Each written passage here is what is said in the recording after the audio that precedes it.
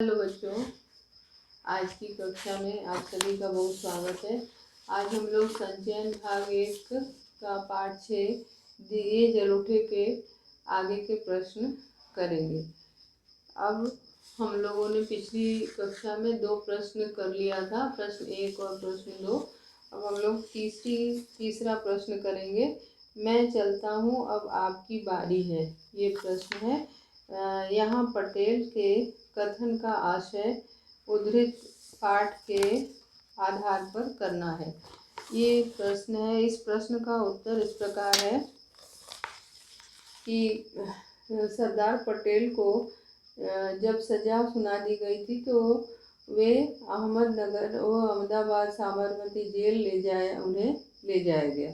साबरमती आश्रम में गांधी जी को पटेल की गिरफ्तारी, उनकी सजा और साबरमती जेल ले जाने की सूचना दी गई।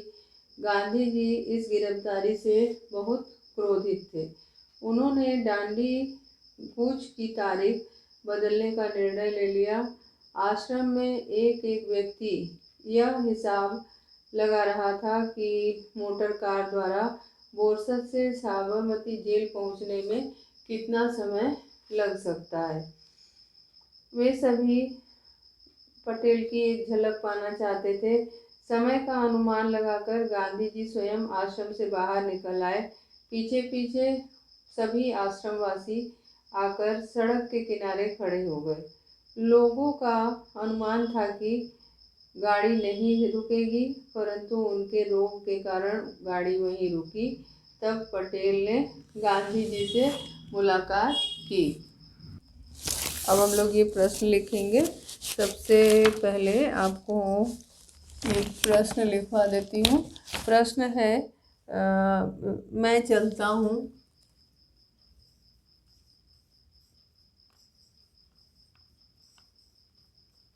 मैं चलता हूँ, मैं चलता हूँ, अब आपकी बारी है।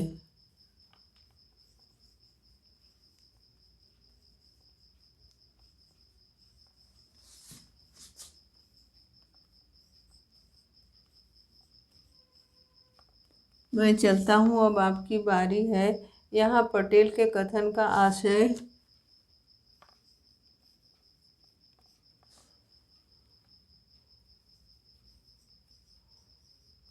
पटेल के कथन का आशय पटेल के कथन का आशय उद्धृत पाठ के संदर्भ में स्पष्ट कीजिए।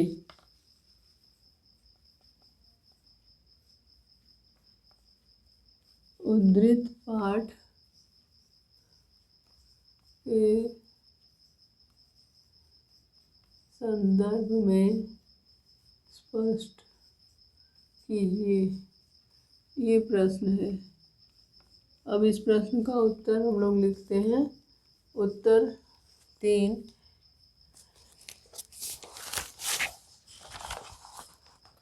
उत्तर 3 में सरदार पटेल को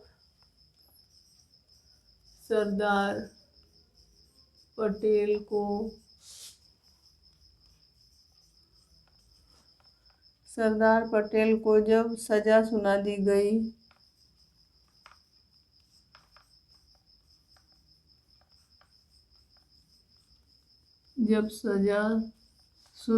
गई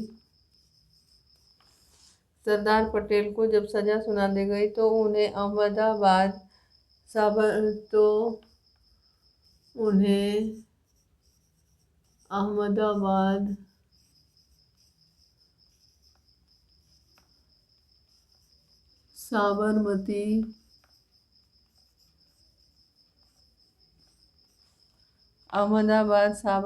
जेल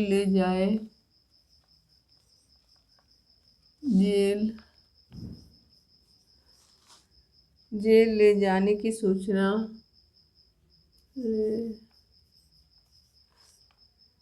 जेल ले जाने की सूचना जेल ले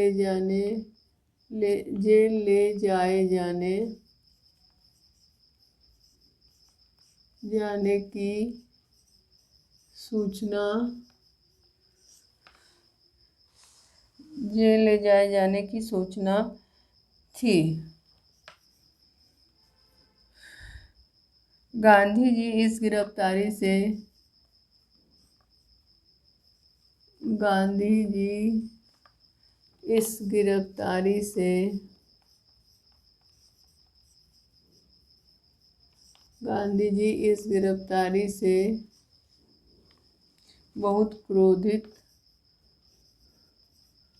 बहुत क्रोधित थे। इस गिरफ्तारी से बहुत क्रोधित थे। उन्होंने डांडी कूच की।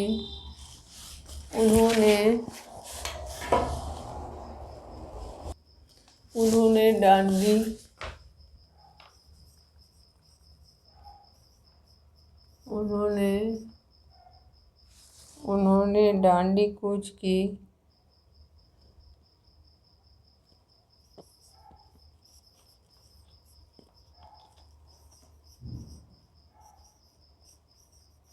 उन्होंने डांडी कूच की तारीख बदलने का निर्णय ले लिया।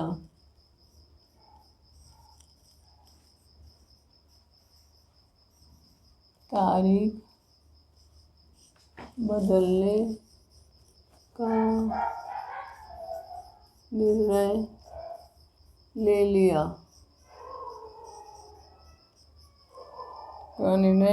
आश्रम में एक एक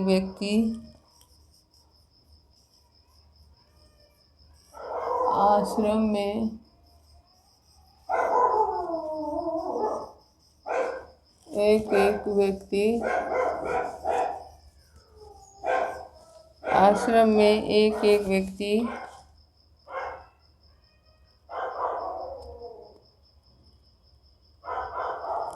यह हिसाब लगा रहा था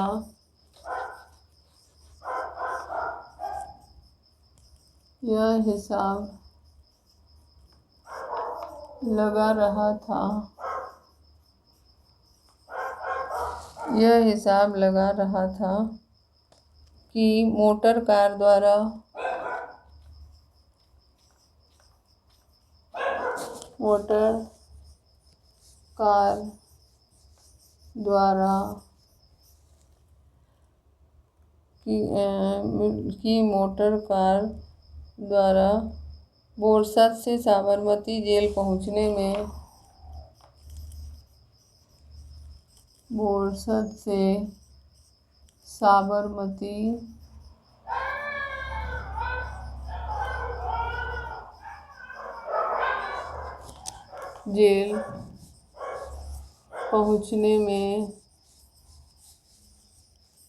बोरसद से साबरमती जेल पहुंचने में कितना समय लगेगा?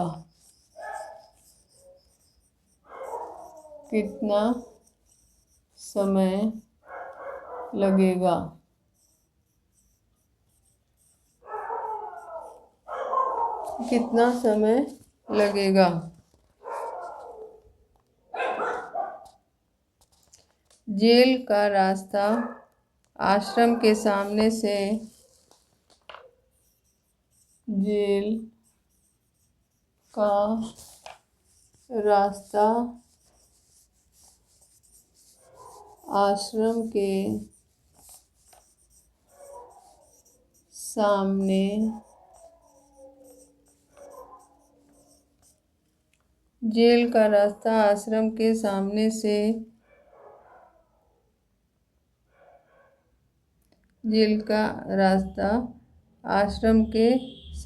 से ही होकर जाता था।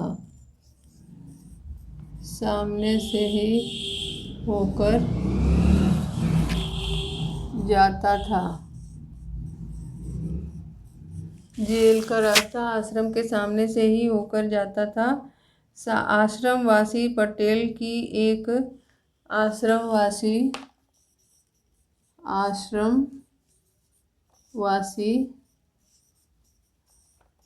पटेल की एक आश्रमवासी पटेल की एक झलक पाना चाहते थे। अब शेष हिस्सा थोड़ा ऊपर का मिटा के लिख रही हूँ। वहाँ पे एक झलक पाना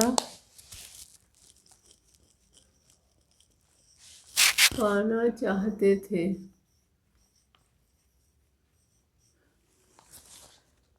एक झलक पाना चाहते थे। समय का अनुमान लगाकर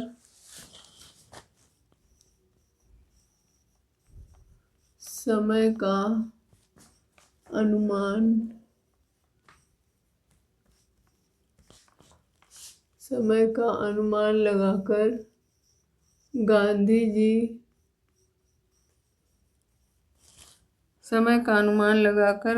जी स्वयं आश्रम से बाहर निकल आए। स्वयं आश्रम से बाहर निकल आए। स्वयं आश्रम से बाहर निकल आए।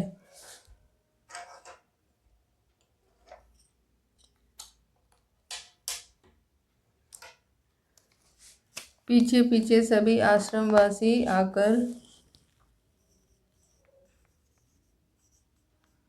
पीछे पीछे सभी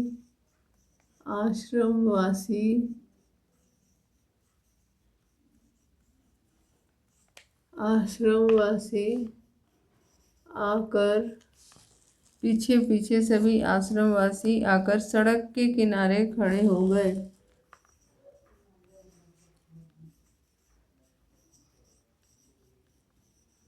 सड़क के किनारे खड़े हो गए। सड़क के किनारे खड़े हो गए। उन लोगों का अनुमान था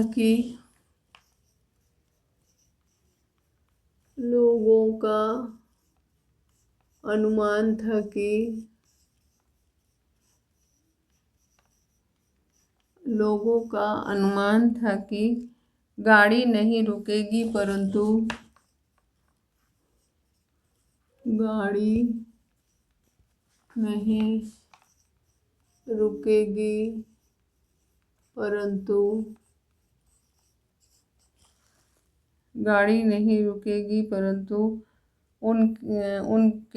उनके रोब के कारण गाड़ी रुकी। उनके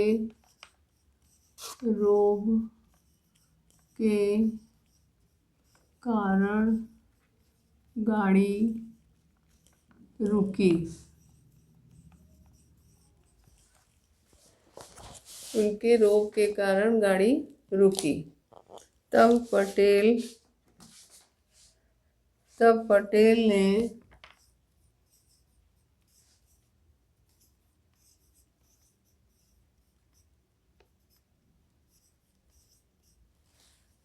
पटेल ने गांधी जी से कहा कि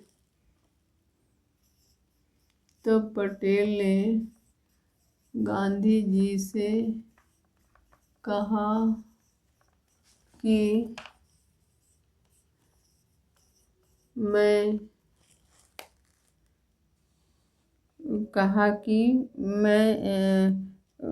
चलता हूँ, अब आपकी बारी है। मैं चलता हूँ, अब आपकी बारी है। अब आपकी बारी है।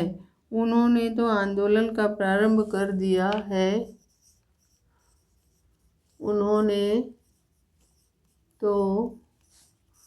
आंदोलन का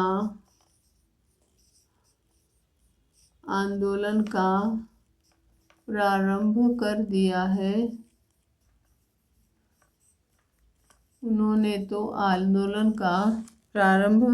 कर दिया है। अब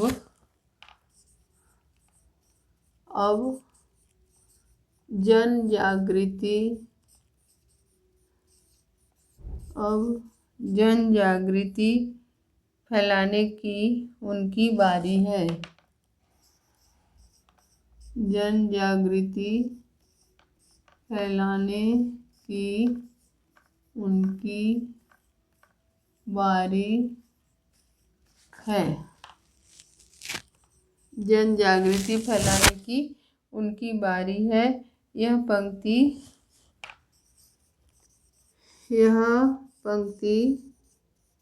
प्रतीकार्थ है।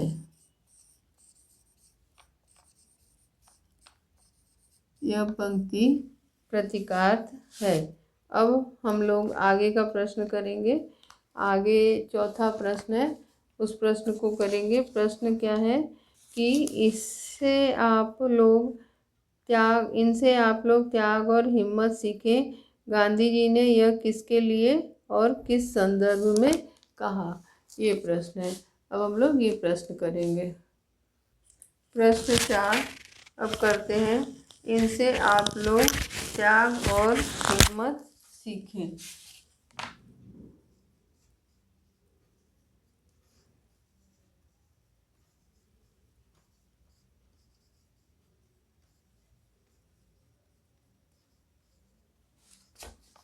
इनसे आप लोग त्याग और हिम्मत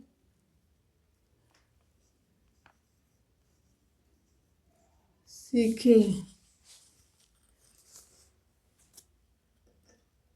इनसे आप लोग त्याग और हिम्मत सीखें। गांधी जी ने यह किसके लिए? गांधी जी ने यह किसके गांधी जी ने यह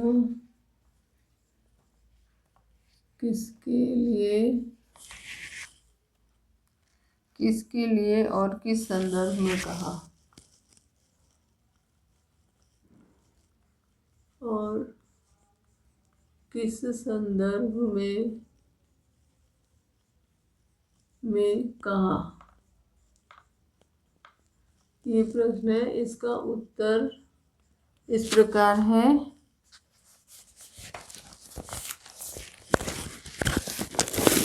रास में गांधी जी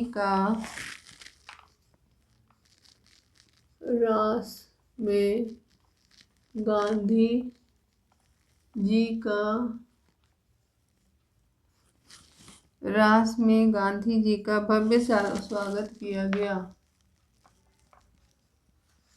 भव्य स्वागत किया गया।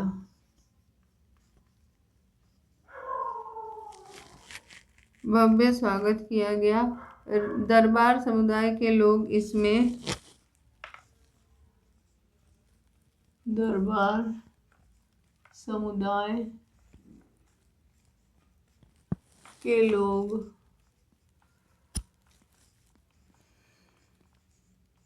इसमें सबसे आगे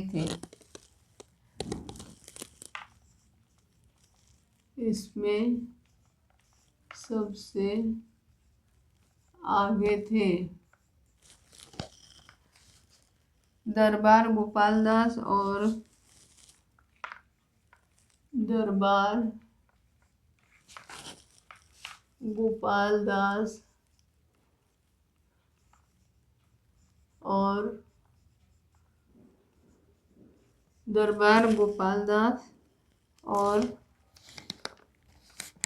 रविशंकर महाराज वहाँ मौजूद थे।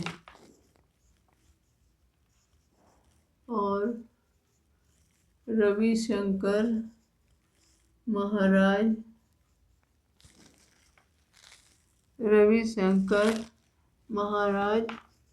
वहाँ मौजूद थे।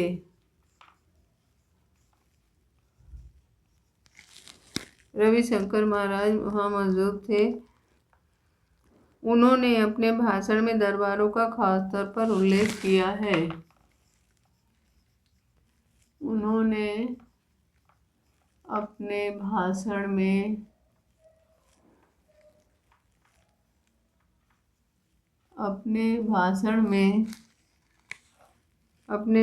में दरबारों का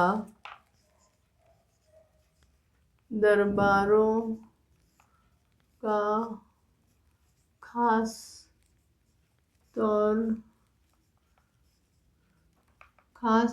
पर उल्लेख किया है। खास तौर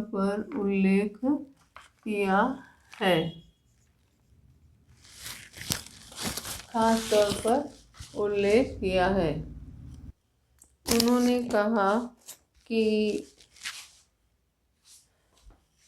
उन्होंने अपने भाषण में दरबारों का खास तौर पर उल्लेख किया है। ये रियासतदार होते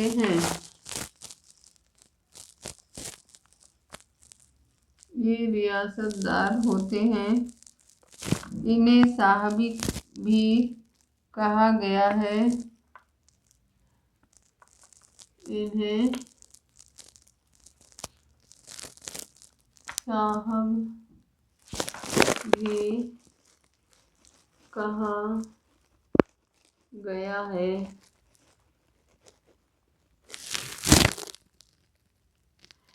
ऐशो आराम की जिंदगी भी एक तरह का राजपाट था। इनकी जिंदगी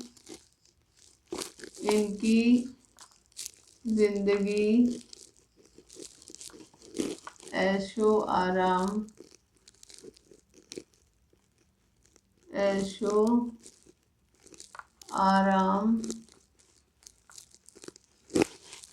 की थी। इनकी जिंदगी ऐशो आराम की थी। दरबार ये सब कुछ छोड़कर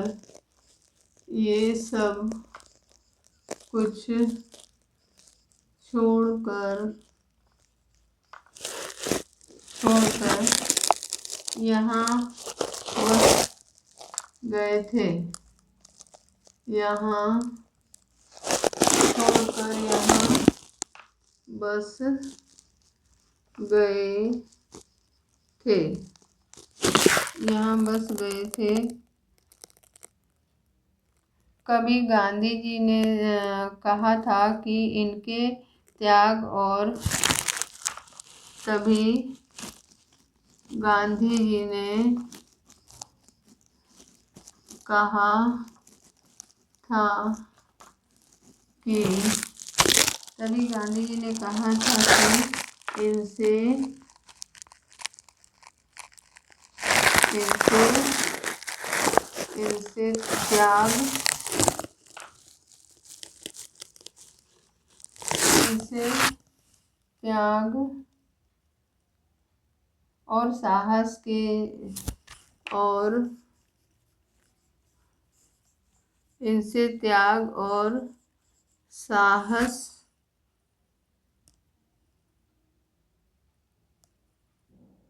इनसे त्याग और साहस सीखना चाहिए।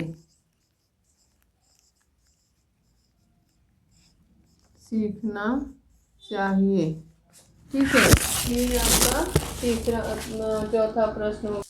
ये आपका तीसरा प्रश्न हुआ। चौथा प्रश्न हुआ। अब हम लोग पांचवा प्रश्न करेंगे। पांचवा प्रश्न है कि पाठ द्वारा यह कैसे सिद्ध होता है कि कैसी भी कठिन परिस्थिति हो उनका सामना साहसी, तात्कालिक सूझबूझ और आपसी मेलजोल से किया जा सकता है। अपने शब्दों में लिखिए। ये हम लोग अब करेंगे। ठीक है, ये प्रश्न है, इसका उत्तर अब लिखते हैं हम लोग। अब हम लोग पांचवा प्रश्न करेंगे। पांचवा प्रश्न है, पाठ द्वारा यह कैसे सिद्ध होता है कि कैसी भी कठिन परिस्थिति हो उसका सामना तात्कालिक सूझबूझ और आपसी मेलजोल से किया जा सकता है। अपने शब्दों में लिखिए। ये पांचवें प्रश्न का उत्तर अब हम लोग लिखेंगे। पांचवें प्रश्न का उत्तर है कि स्वतंत्रता संग्राम किसी व्यक्ति विशेष से संबंधित, स्वतंत्रता संग्राम किसी व्यक्ति विशेष से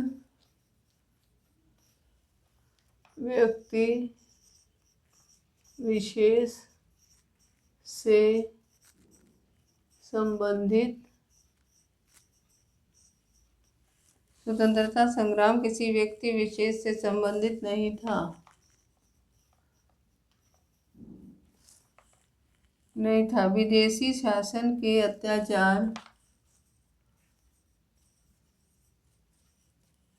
विदेशी शासन के अत्याचार,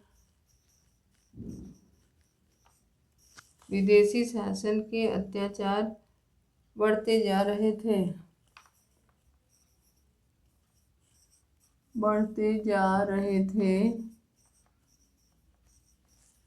ये अत्याचार बढ़ते जा रहे थे। पटेल जी के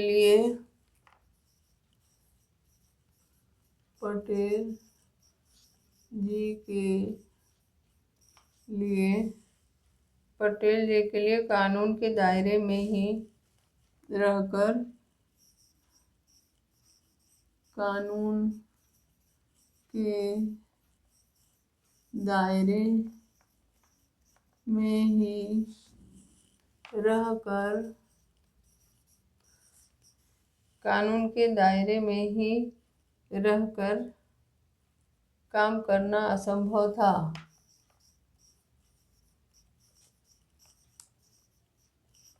काम करना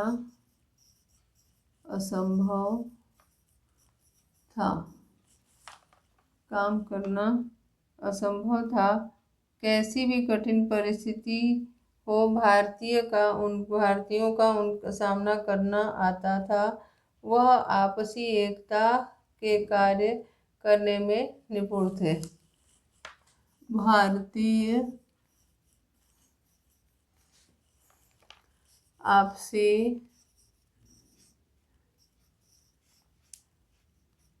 एकता से कार्य करने में निपुण थे।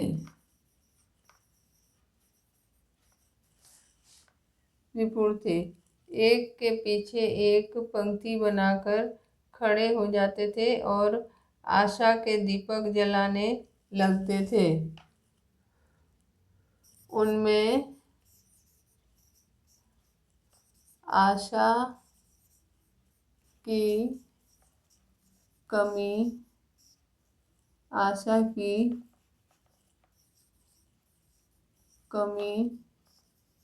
नहीं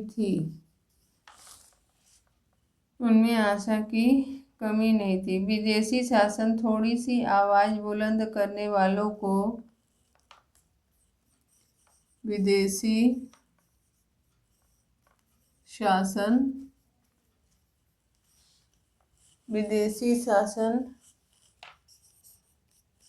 थोड़ी सी आवाज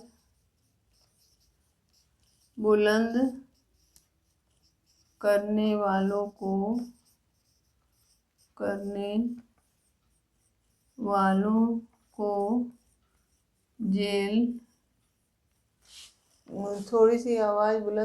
वालों को जेल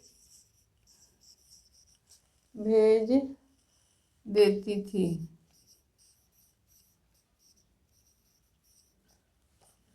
थोड़ी भी आवाज बुलंद करने वालों को जेल भेज देती थी।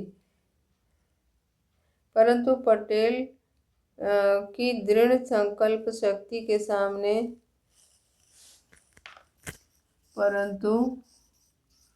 पटेल की दृढ़ संकल्प दृढ़ संकल्प शक्ति के सामने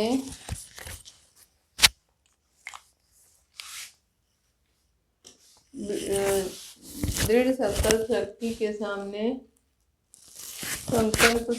के सामने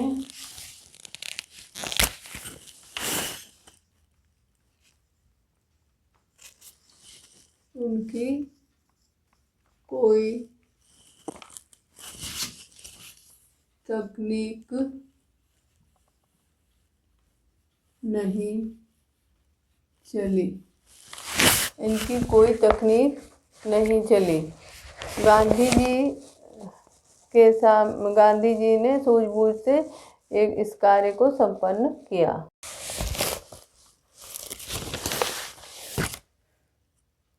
गांधी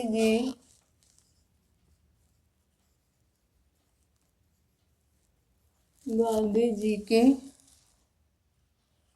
मिलन और गांधी जी के सूझबूझ ने कठिन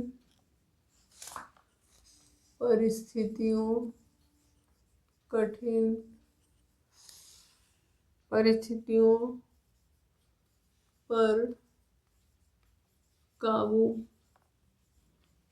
काबू पाकर लोगों के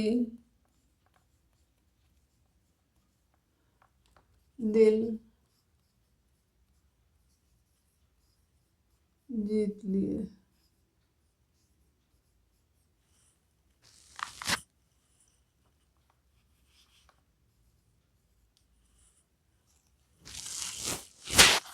ये रहा आज का अंश और अब से अगली कक्षा में पढ़ेंगे। धन्यवाद।